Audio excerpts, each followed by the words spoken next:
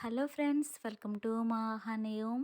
ఈరోజు వీడియోలో ఆలు మసాలా ఫ్రైని ఎలా చేసుకోవాలో చూపించబోతున్నాను. చాలా టేస్టీగా ఉంటుందండి. అన్నంలోకి తిన్నా బాగుంటుంది, లేదా పప్పుచారు, సాంబారు, ఎలాంటి రసంలోకైనా సరే సైడ్ డిష్ లాగా చాలా బాగుంటుందండి. చేయడం కూడా చాలా ఈజీ. ఆలుతో సింపుల్గా టేస్టీగా చేసుకోవాలనుకుంటే ఈ రెసిపీని మీరు తప్పకుండా ట్రై చేయండి. సో ఇంకా లేట్ చేయకుండా బంగాళదుంప మసాలా ఎప్పుడు ఎలా తయారు చేసుకోవాలో చూసేద్దాం.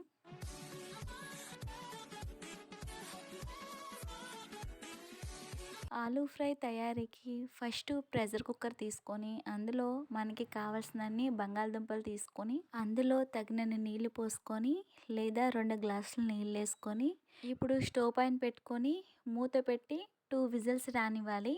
2 విజిల్స్ వస్తే సరిపోతుందండి, అంతకన్నా ఎక్కువ రానివ్వద్దు. విజిల్స్ మళ్ళీ ఎక్కువ రానిస్తే బంగాళదుంపలు మెత్తగా ఉడికిపోతాయి. 2 విజిల్స్ వచ్చి ఆవిరి మొత్తం పోయిన తర్వాత మూత తీసుకొని బంగాళదుంపల్ని ఒక గిన్నెలో వేసుకొని అందులో చల్లనీళ్ళు వేసుకొని అన్నిటిని కూడా పైన పొట్టు తీసేసుకోవాలి. ఇప్పుడు మరీ చిన్నగా కాకుండా మీడియంగా పెద్ద సైజులో కట్ చేసేసుకోండి.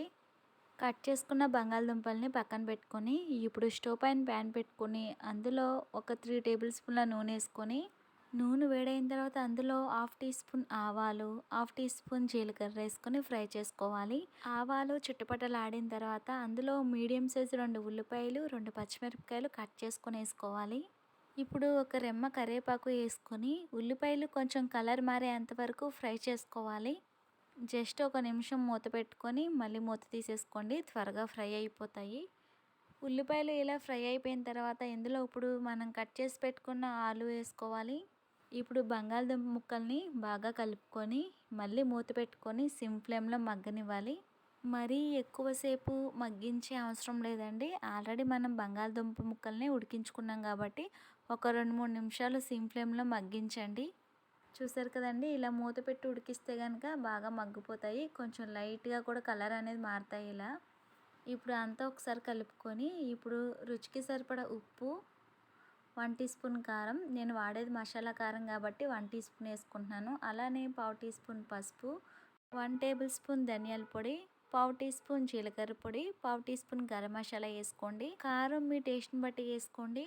తర్వాత ఇలా మసాలాలన్నీ వేసిన తర్వాత బంగాళాదుంప ముక్కలకి పట్టేలాగా బాగా కలుపుకోవాలి. ఒక 2 నిమిషాలు మంట సిమ్ ఫ్లేమ్లో పెట్టుకొని ఇలా కలుపుకోండి.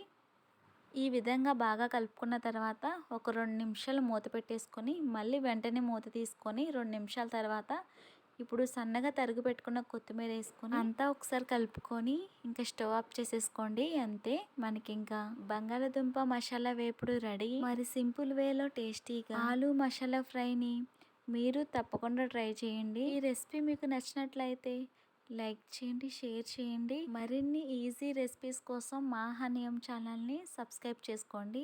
Thank you for watching.